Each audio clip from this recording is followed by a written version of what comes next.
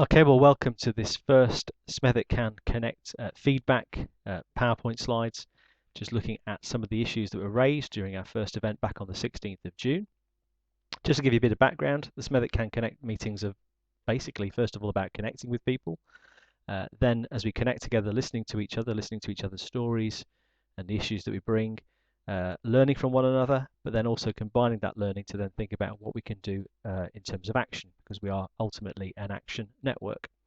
So the first Connect event looked at ways that we can support people through things like advice and assistance and advocacy and budgeting. We had the opportunity to share about existing work and existing places where people get support, but also looking at future opportunities and ways in which churches and community groups can work together. The first thing that we looked at together was the statistics from the food bank, which has been the first project, of course, that Smethwick CAN and the Smethwick churches have been doing together.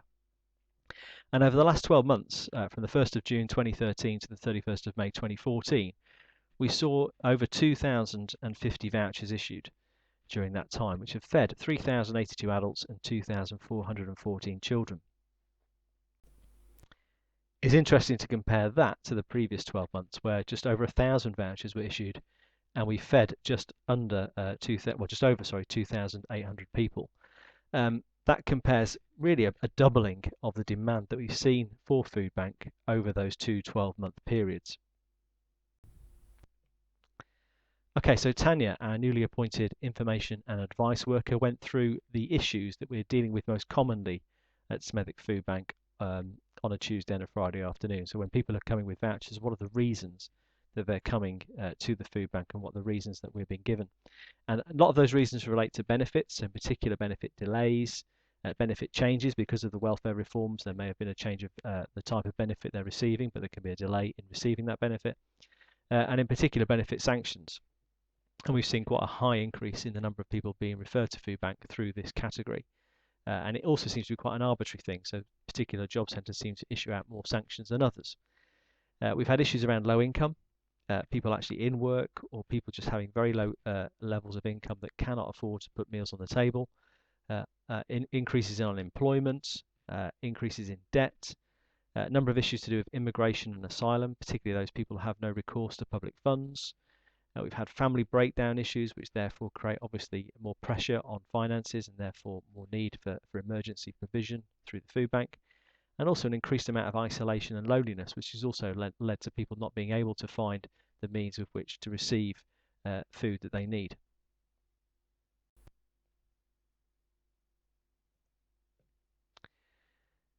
So we talked about, first of all, the places where people existingly receive support, and we actually looked together in different groups at the places where people get support. And between those four groups that did this, about 30 people, we found 51 various different agencies supporting people across different means. A lot of them were churches, faith groups, a lot of charities.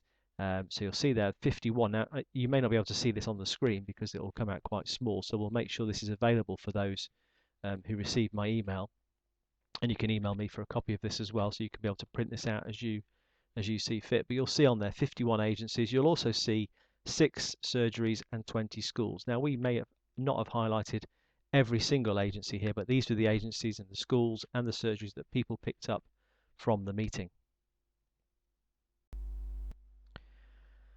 Okay, so lots of agencies and churches and voluntary groups supporting lots of people, but these were the sort of things that people mentioned in the groups when we got into groups, the sort of things that people felt were areas of support that were needed now. So you'll see a whole variety of issues here: support around fuel bills, support around using computers, both in terms of universal credit, but things like online benefit checks or working to find jobs in job clubs or job searches. We talked about things like saying no to 0845 0870 numbers, realising a lot of people are accessing services using those numbers and it's costing them money. Is there alternatives that we can help with? Should we also be campaigning to stop the use of those numbers? We talked about hot meal provision alongside existing services, so those things like food bank and other services being provided, actually not only being able to provide the food parcels, but actually the need to provide hot meal. Talked about Smethwick in a Stew and the fact that obviously in the library there's been a hot meal provision for over the winter. And it brings people together, but also it's provision of a hot meal for those that perhaps aren't going to get a hot meal. We've had occasional cases in food bank of people not accepting things that need to be heated up because they don't want to spend money on fuel bills. We talked about things again like money management, money awareness, credit union collection points, promoting the use of alternatives to payday loans and loan sharks. We also talked about things like donating to groups such as Loaves and Fishes and Marbles, places that don't just provide food parcels but also provide things like clothing and furniture. And we also talked about some of the needs that are more complex, things like human trafficking, things like mental health, things like dealing with unscrupulous private landlords, things that need support from external agencies to deal with those issues.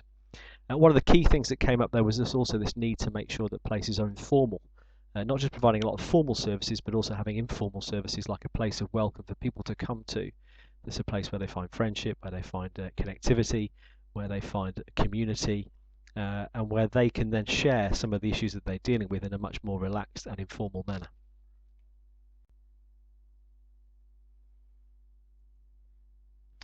Okay, so we also talked about particular services that could be offered through Smethwick CAN. We looked at 3 videos, one from Community Money Advice about their debt advice and their volunteer training, one from Six Towns Credit Union, which was a news story, but again we talked about the promotion of things like collection points and low-cost loans and current accounts and providing education into schools around money management. And some churches had already run the CAP Money course, and so we talked a little bit about how that could run and how that could be offered to people in the local area.